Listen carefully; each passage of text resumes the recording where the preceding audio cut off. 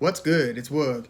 Just a couple more early thoughts on a potential matchup between Terence Crawford, the WBO welterweight champion, and Shawn Porter, former two-time welterweight champion, once the IBF, which he eventually lost to Kell Brook, and then the WBC, which he lost in a title unification fight versus Errol Spence Jr. So, I'd done, an early thoughts video, and I'm just, first of all, I really hope that they make this fight. And I don't want to over speculate and analyze this matchup, but the matchup is just too good to ignore and to at least think about how this could potentially play out in the ring. And I know most people are going to say, oh, Terence Crawford is going to win. Terence Crawford is one of the most revered and respected fighters in the sport right now. I remember when he had first won that lightweight title, and then you started hearing just people say more and more glowing things about how, great he was. And then he's known to be ambidextrous, and he makes adjustments mid-fight sometimes.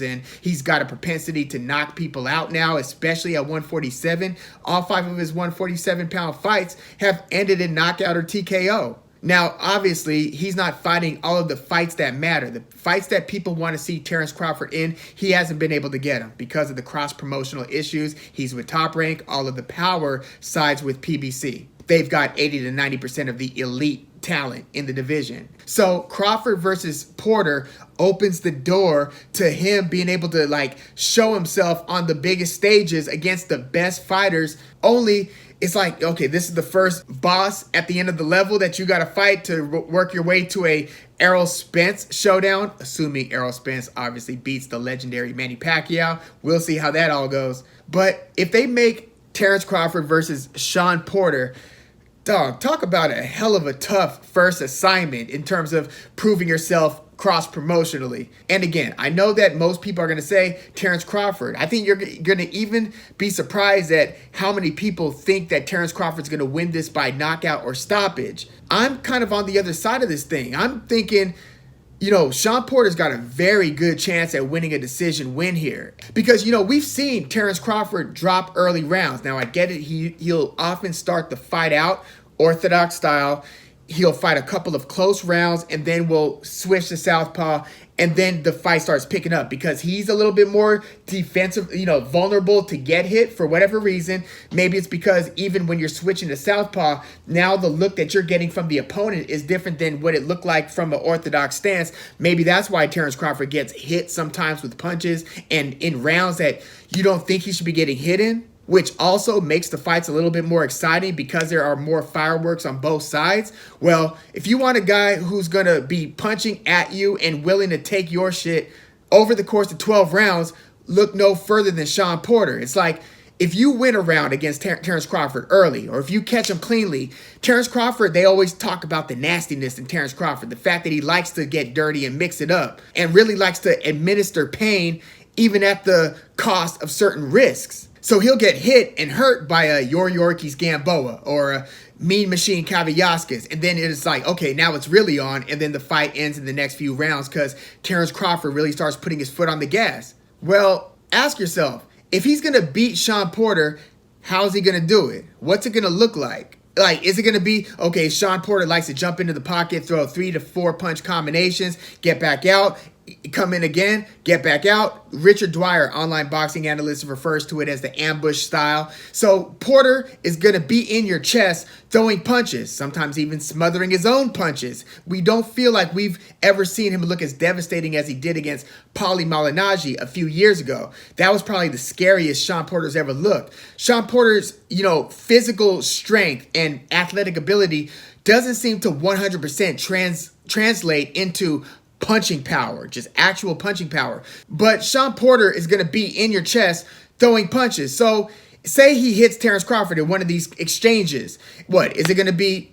Terence Crawford, is the plan that Terence Crawford is going to, then switch to southpaw and say, okay, now it's on, and then stop him with a, right hand like he did Kell Brook, and just, hurt, wobble, and stop Shawn Porter? If that's the plan, good luck with that. Again, you're talking about one of the most durable dudes in the division. And granted, Shawn Porter fights a lot of these fights close. A lot of people thought him versus Keith Thurman could have gone either way. Some even thought when he beat Danny Garcia, that I thought he deserved a decision win by 1 or 2 rounds against Garcia. But that was another super close fight.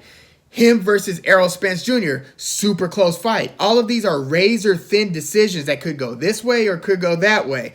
Shawn Porter's always going to be in the mix heading into the judges' scorecard at worst, or he could just win the fight by several rounds, like against, Formella in his only fight since that Errol Spence Jr. fight. So what, is Terence Crawford going to beat Shawn Porter by 3 to 4 rounds? Can you see that happening, where he basically tames the beast that is Shawn Porter, and Terence Crawford basically keeps him at the end of punches and just sweet sciences? Who does that against Shawn Porter?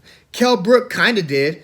I mean, that was probably the most convincing win over Shawn Porter I've ever seen. And even Kell Brook only won it by like a couple rounds. So what makes you think that Terence Crawford is going to have like the output, the activity, the energy? Think about everything that Shawn Porter brings to the table, that Terence Crawford is going to outdo him in that and win on the judges' scorecards. Judges often reward the guy who looks busier, looks like he's giving it the greater effort round over round.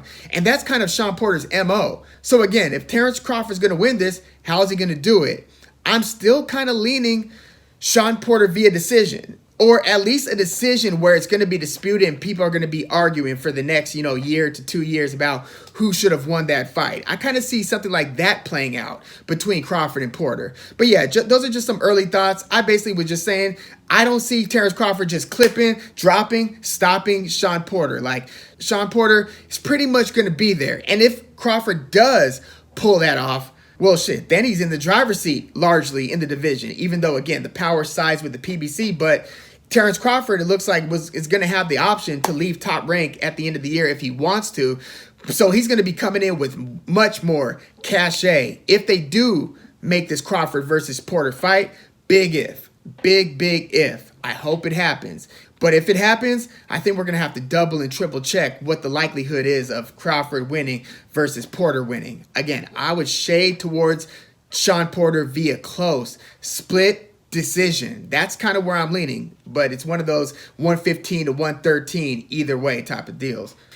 Maybe Crawford does drop Porter, but Porter persists. And, a couple knockdowns could really swing the decision in your favor, obviously, right? 10-8 round for you, as opposed to that round being a swing round where it could go either way. But yeah, I will further get into this if they do indeed make this fight. But yeah, I couldn't help but start speculating on what Crawford versus Porter might look like. But please, leave your comments in the comments, like the video, subscribe to the channel if you are into the fight talk. I'm Woog. Thanks for tuning in.